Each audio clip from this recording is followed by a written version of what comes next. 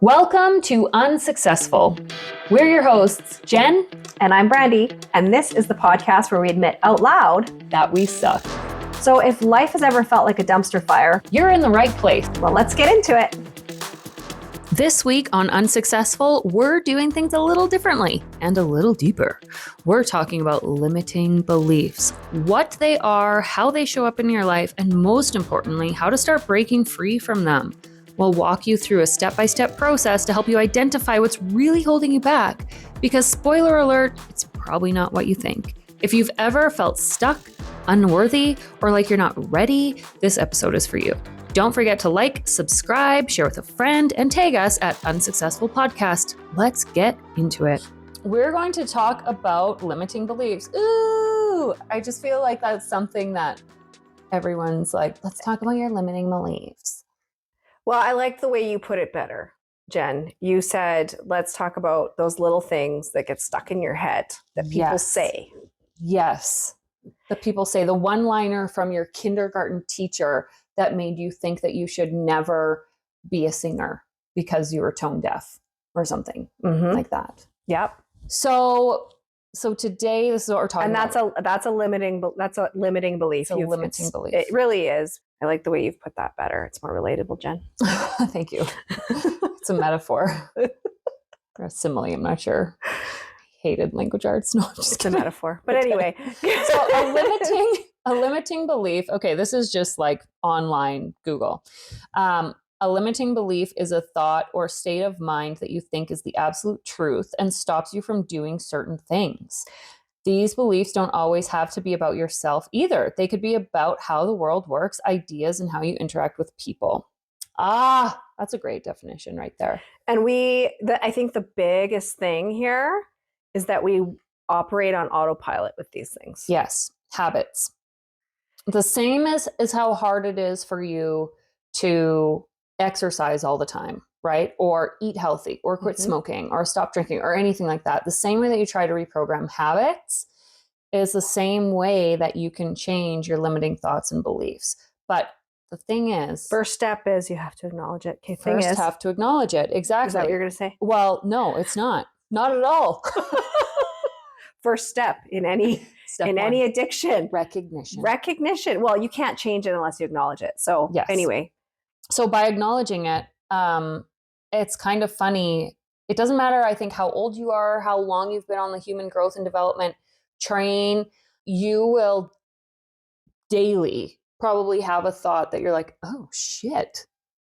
What did I just think? And where did that even come from? And then you can acknowledge it, and then you can work through it.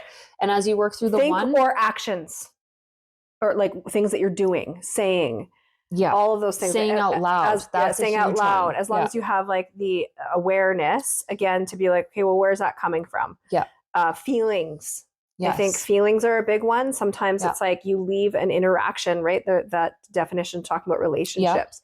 So you leave an interaction and you're just like, there's something about this. Like, what is it? Was it there's something's triggering here? Something that they said, I'm feeling this way. Why am I feeling this way? Explore. Yeah. And then when you get into it, it's like, okay, this might be why. Let's write down like our 5 steps of limiting beliefs, and we'll Google it at the end. We'll like come up with our own right now. Like our 5 steps of identifying, recovering, maybe.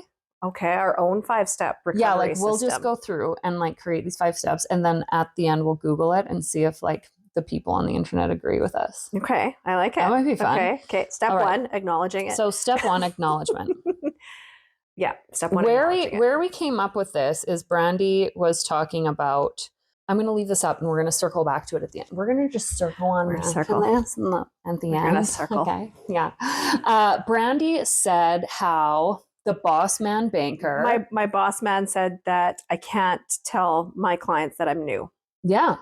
Don't tell them that you're new. Don't tell them. And how that's led you through this journey over the years of thinking that you can't let people know that you don't know what you're doing. That is one. Here's what I'm going to say. Okay. That is. So oftentimes too, I'm going to add with limiting beliefs, is that it's not just one time. I mean, it could be one time, right? But I think I read somewhere it's like 3 times. It takes like 3 things for something to happen in your brain for it to become true. Okay.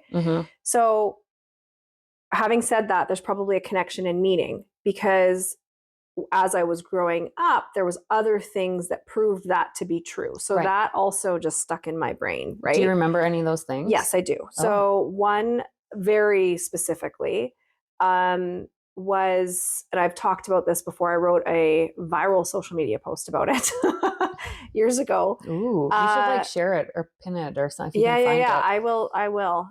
He was a vice principal in junior high. And I was like hanging out with my girlfriends, and he was one of those vice principals that everybody loved. I was, joking around with my friends or whatnot. I never had anything to do with him, like one-on-one. Oftentimes like principals or teachers or whatever, like know students better. I didn't really know him well. He didn't really know me well, but I was hanging around this group of people, and, I looked a certain way and I dressed a certain way. And although I was an honors student and I was really smart and all of these things, but there was something that he said to me. You don't remember what people exactly say sometimes, but how they made you feel and the meaning. And essentially what I got out of that interaction was something about the fact that, like, I couldn't be smart. Like there was like this disconnect between what I looked like and being, smart, and how I was, appearing. Again, it was like this appearance between what I looked like on the outside, or what was being presented, and how smart and intelligent I was. And I was very, that carried me into the beauty business. It carried me. No, it actually, the reason why it carried me into the beauty business was because I acknowledged that, actually, because I was fighting against that. I was fighting against the way I looked and the things that I was interested in. Like at that time, obviously, like makeup and hair and all the things, the clothes and all of that. And I loved all that. I loved pretty things. I loved girly things. And that was seen as, no, you don't. In order like to be Legally taken, Blonde, 100%. Like Legally Blonde. In order to be taken seriously, you have to present a certain way. Yes. So that's the belief. That is the belief. So when my boss said, you can't, it's present a certain way. Yeah. Right. So you can't show people who you really are. Yeah, which is the opposite of what we hear, is be authentic. One of the reasons why I show up every morning without makeup on my Instagrams is because I'm like, this is me. This is when I feel compelled to talk, and it's easy for me to show up here. And interestingly enough, this morning after I did my spiel, I did like a call to action, totally like, I will help you. And I don't know if, again, people are working. I'm on different schedules, right? When they see it, if anyone's going to take me up on the offer, it's an amazing offer, totally free, where I said that I would help. I would get on a phone call with a few people and help them work through this thing. And I'm interested to know if they will, because again, my presentation, if I'm looking at, said lady that maybe you don't know what all I do, and you're sitting there and you got smeared makeup from the day before, or bags under your eyes, or your hair up like this, like, are you going to look for advice from that person? Are you gonna ask that person to help you? Because what's that? So it's that, and that's what's so interesting, because also, like, I work in marketing, so do you, and so there is this like constant like push and pull feeling of authenticity and putting up a shiny picture and whatever that looks like anyway. When we're talking about like limiting beliefs or things, the little things that people have said to us, and over time these things create stories, and then they create a belief, right? And so I do think, like, Jen, you have a story of something that somebody said to you that really stuck in your head, but I bet there's more to that story. There's more evidence to prove that story. I was thinking about that when you said it. And I'm like, I don't know. Like, it was very much, I know that it like kind of blindsided me when he said it. I know exactly where I was. I was standing in my office at Avonlea, looking down the hall, and he was walking down the hall towards our boss's office. And this was like, a previous manager. No, the guy Boss. who said it to me, he Oh. was one of our just like trade partners. He was a trade guy partner. that came in all the time. Okay. Yeah. He did stuff for us. And like, it was after like we'd already had my day when I was leaving to go full time into the teacup, and he's walking nonchalantly. That's right. Okay. Yeah. And he's walking down the hall and he goes, "What?" He goes, "You don't want to be an entrepreneur. You don't want to be in business for yourself." I'm like, "Why not?" And he goes, "Because you're always going to be looking for the next job." And I was like, "No, I'm not." It's stuck in my brain. I think and I thought about too, that. just because like that's a fear of anybody that's going to take a leap from a. I actually never thought about it that way before until he said it. Like, it was so jarring to me because, and after he said it, I was like, oh, what the hell am I getting myself into? It's like, oh my God, he's right. And so I refuse to believe limiting thoughts and beliefs. But for some reason, I always find myself at least like once a year or once every, let's say, 18 months in this space of looking for the next build. And so what do? Okay, this will be like step 2. So first is acknowledging, and then like kind of sussing out, to me, acknowledgement, you'll start to think of these things as to where it came from. I don't think you need to focus on why it's there as much as like, what are we going to do about it? But I do find a lot of healing in recognizing where it came from. Like, why am I like this? But that being said, I think it's a slippery slope. Like, you can focus too much. You know that analogy? I just saw it lately, and it was like, what would happen if you got bit by a poisonous snake and you spent the next 2 hours chasing after the snake to grab it, to ask him, "Why did you bite me?" Instead of getting your ass to the hospital for the anti-venom? Yeah, get your ass to the hospital. Yeah, what are you going to do? So it's kind of like the same thing. Yeah. Like, okay, the snake bit you. You don't know why. It's who you are. It's where you're at. Now what? So what? Now what? I love that. Yeah. So what would step 2 be? We both like acknowledge some limiting thoughts and beliefs. What would step 2 be? To me is like, okay, acknowledge it while it's happening. Okay. Because there's a difference. And there's a like while it's happening. And that's actually something that takes a lot of practice. To even just acknowledge, okay, oh, I'm in it right now. It's happening right now. Realize, okay, I have this limiting belief. Okay, that's fine. You probably realize it after it happened. Next step is during the moment. How many times do you talk to somebody, or you've had an interaction with somebody, and then you're like, oh, I should have said that. Yeah. Or I should have done that. Shoulda, woulda, coulda. Shoulda, woulda, coulda. No, but what I'm saying is that it's always later on that you make the realization versus in the moment. Now, then the third to me would be, okay, the next step is, okay, after you've kind of got some practice in recognizing that, now it's like, okay, the action, now what do you do with that? What kind of choice are you making in that moment? And that's something you probably have to prepare for. How do you want to react to it? How do you reject it? What was your usual response, action? And what action do you... Or reaction. Because usually there would be, when you're not aware and you haven't acknowledged it and you're not recognizing it in the moment. I put acknowledgement and recognize. Yeah. When you're not recognizing it, you're probably reacting. Out of autopilot. Yes. And it's probably, if it's a limiting thought or belief, it's probably triggering you. And that's if you kind of haven't, if you're not recognizing it while it's happening, you're probably reacting, I would say. Yeah.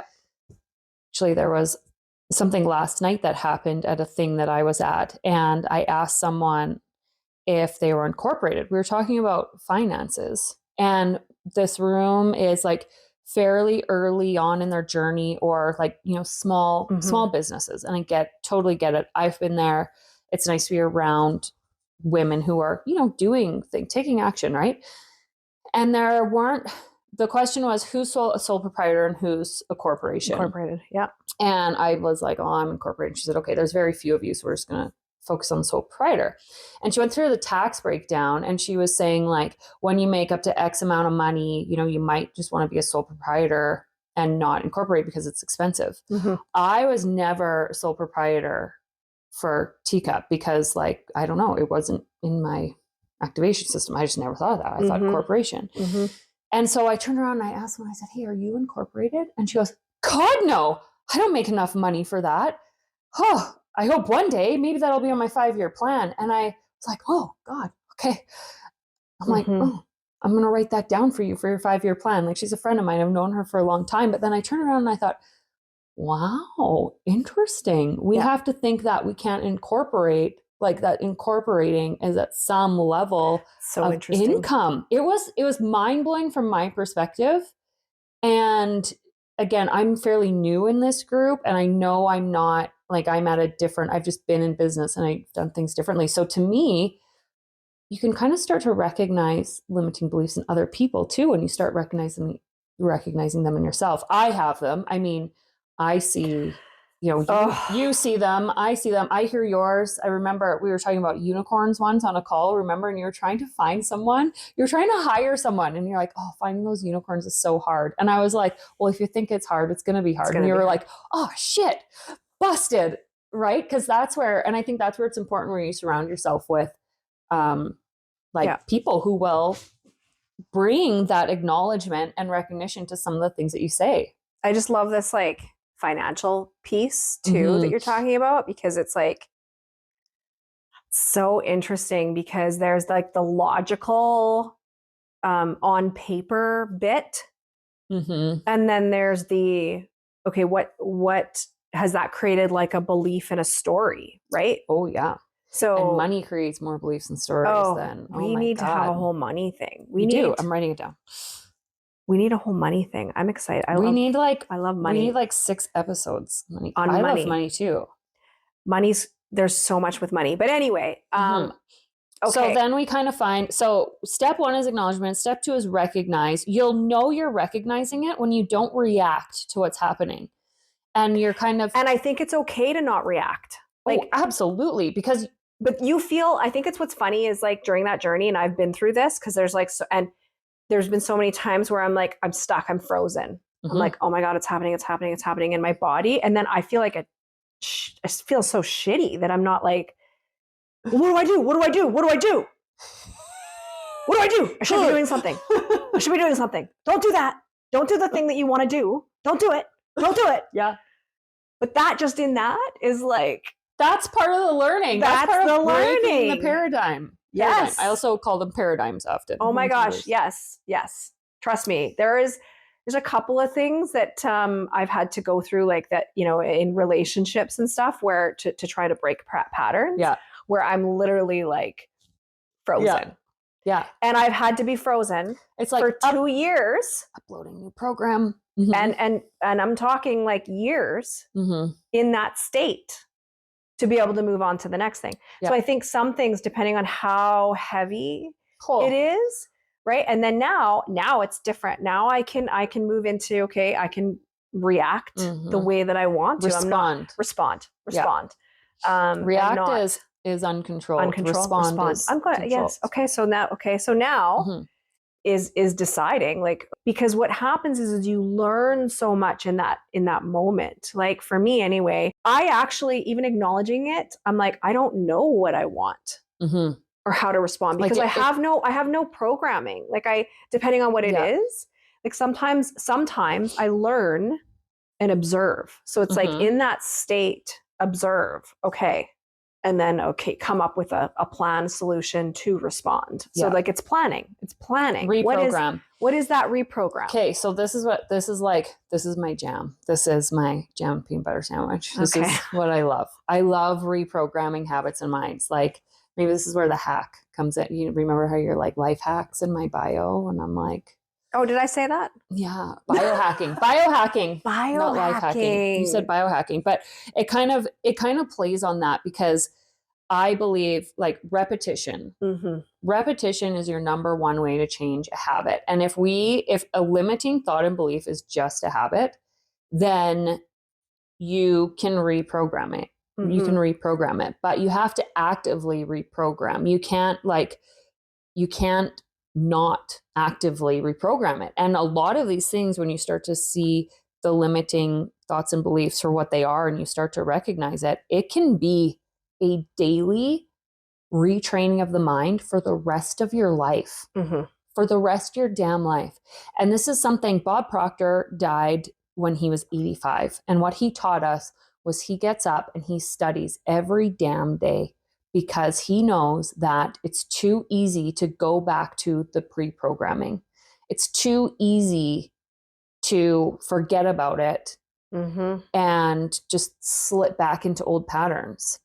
And so when we're trying to change big time, and money is a great example, your thoughts and beliefs around money, you see so much about this, but I feel like there's a big gap of like, okay, listening to the podcasts and reading the books and actually being able to apply it into your life. The application of it. So how do you reprogram? You're aware of it. One thing I like to do is I like to write things down. Write it down.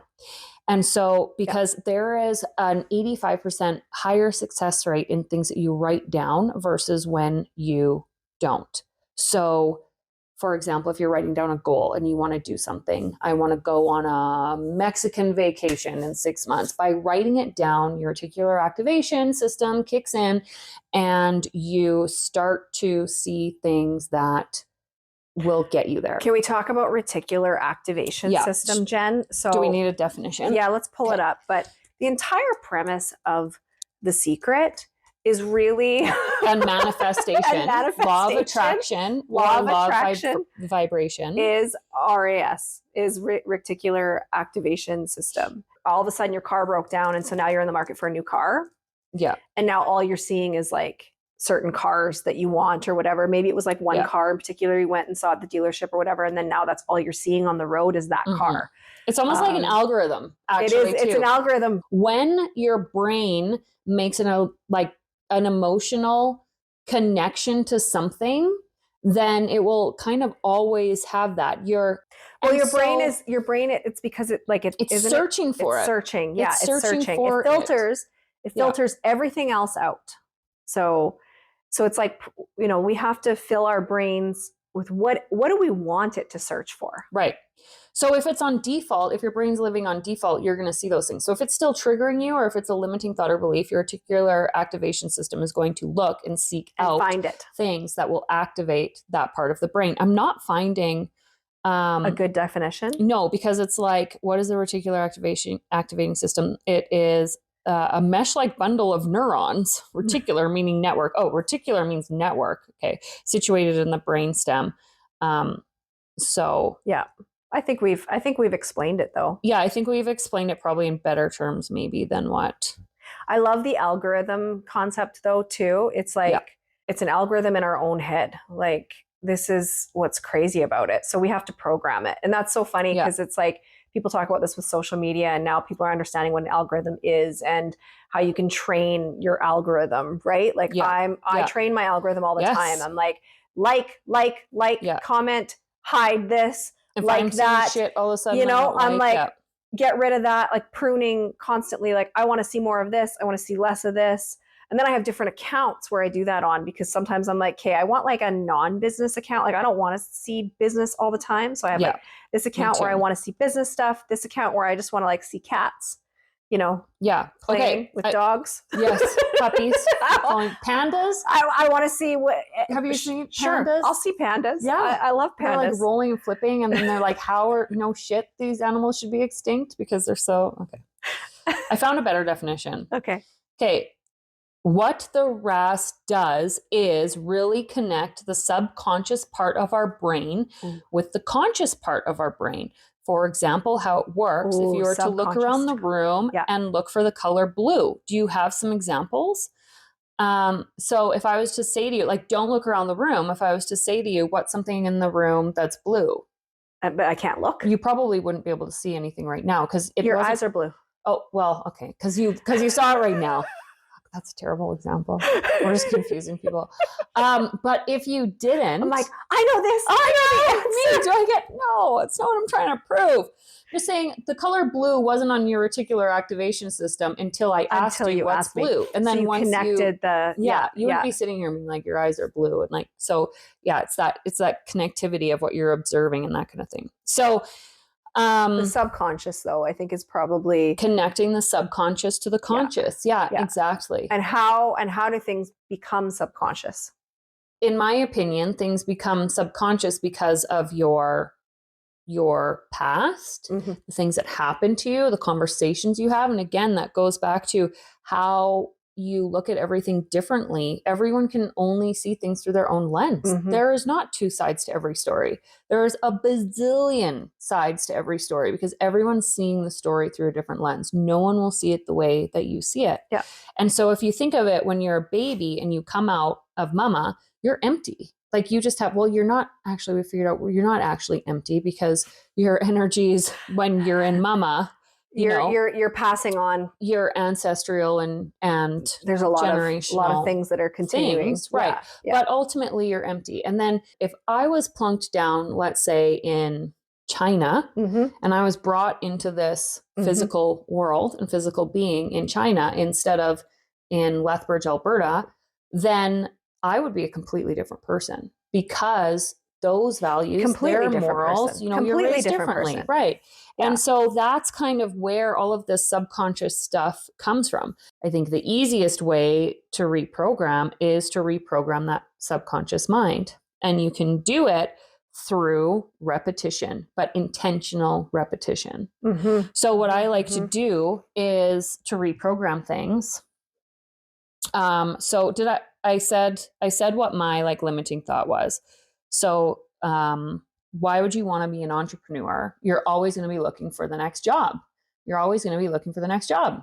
So one of my affirmations that I have been writing down since I learned in 2019 about repetition and affirming things and affirmations is I write down, I am booked out for a minimum of 6 months at all times at Teacup Tiny Homes. Mm-hmm. And you write down the opposite, basically.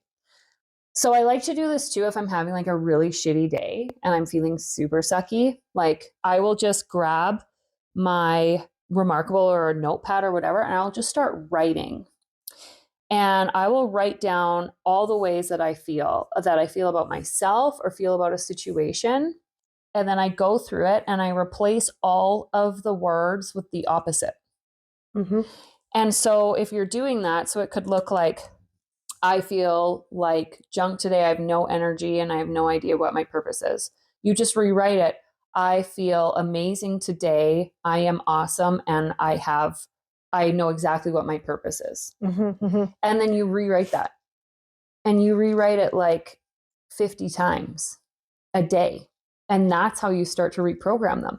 And when I was in the thick of it, working with Bob Proctor and the team, like I always say, I'm so lucky because I was one of the last groups to like be able to work with him before he died. Mm-hmm. I actually, one of the things I was writing down was that I had a white G-Wagon. Okay. Yeah, that's like my dream car. And I'm like, I have a white G-Wagon. It's awesome. And I'd like write down this whole thing and get emotionally involved with it. And one time I remember this so clearly, someone was like, oh, what do you drive? And I was like, a white G-Wagon. I was like, oh, fuck. Black Dodge Ram.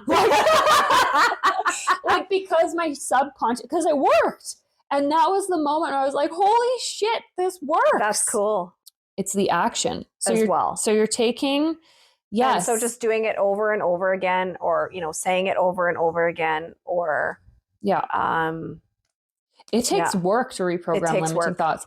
And then when you start to write down the opposite. So for example, if you're like, I never have enough money to pay the bills. Mm-hmm. So you rewrite it and you're like, I always have enough money to pay the bills. And then you figure out what that amount is and you figure out what, you need in abundance, and you just write that shit down over and over and over again. And you say it to everyone. And if someone asks you how much money you make, I don't care. You lie to them. And you say, I make $5,000 a day or something, right? Or I make so much money. And you force your brain to recognize that as the truth. Yeah. And I do. Yeah. Yeah. And then eventually, because your conscious mind is connecting to your subconscious mind, your reticular activation system is going to start to see those ways in which you make that happen. And it's going to look for proof that that is true. Proof that in real life. Yeah. And so then you start to see the proof and then you're like, shit, it's real. And it is a thing. It's interesting though. Like I wonder, like leaps, don't they talk a little bit about that too? Like leaps, quantum leaps, or isn't there like leaps? Because like from what you're saying, because for some people, like it could be too big of a leap. Oh yeah. Yeah. Like you can't, Like there's Oh, absolutely. And that was part of my problem with my burnout, actually, was that the Bob Proctor way, they were like, I was going from paying myself $5,000 a month. I still pay myself $5,000 a month, but that's a different thing. But I went from writing down that to writing down, I make $5 million a year or more. And then it was too much. Like, yeah. So exactly. You have to like be at a level. That's an interesting thing that I think you have to be able to believe it. Like you have to be able to know that it's true. And that is a huge thing. Yeah. So this is the authenticity part. yeah. The connection between. But it's part of the faking it till you make it part two. Oh, this is interesting. Hey, I know. We always dive into these like wormholes. We are in a wormhole right now. You know what? Everything's a wormhole. What is time? What is space? It's true. E equals MC squared. It's all on the same. It's all on the same plane. Frequency. Sounds on the same frequency. It is. It is. Anyway, I don't know. Where were we? What were we talking about? You were talking about leaps. But yeah, so if you're doing it, yes, like it has to be believable. You have to be able to believe it. It has to be something that your conscious mind can recognize that could be true to find the truth. Otherwise, you'll just be like, that's stupid. Basically baby steps too, like to an extent. Like that's something that I've been like noticing and I'm very, very interested in is, obviously this idea of success and people just like really leaping and huge windfalls and, from zero to hero overnight. And like, that is the dream, but that is, that's not the reality. And I bet you any money, the people that look that, like they have that zero to hero success story, it didn't happen that quick. Nothing does. And so what's so interesting is like, sometimes we can't, it's just against the law. It's too far of a reach. It's too far. Well, yeah, exactly. Like in your brain, it's only against the law because your brain cannot comprehend. Yeah. It. And you need to like practice someone else's it. could. Yes. Yeah. And you need to, get there, practice it, move to the next thing, practice it, and keep moving and keep moving and you keep moving up and you keep getting bigger. And that's where these, these goals and all of these things come together. But limiting beliefs are the things that people have said to us that have stuck in our head. We talked about a couple of them. Or even things that we've seen. Yep. Things that we've seen something happen this way. So it must be law. It must be true. Must be true. Must be law. And then the opposite can be true too, like on the positive side, right? We were talking a little bit about that too. Like a belief that not necessarily limiting, but some things that people say that, you hold that could paradigm. Yeah. This is my paradigm. This is how I live in, right? Yeah. And everybody has these. But is there something that you can think of for yourself on that side of things? Well, yeah. I mean, an example right there is like my parents, there was nothing growing up that said that we didn't have money, and it's kind of where your environment shapes you. We talked about this a few minutes ago, how much the environment and who you're around, your group of people, how much they impact your limiting thoughts and beliefs. But I mean, we never grew up, my parents never complained about money. So, but if they had been like, oh, we can't do this because we can't afford it, it's too expensive and that kind of thing. So you grow up with more limiting thoughts around money. Whereas for me, I grew up being told that I could do anything and be anything that I ever wanted. And we didn't I had money. I was learning about a blue chip mutual fund when I was 10 and I had no idea what it was. And I just remember blue chip because I was like, oh, chips. I like chips.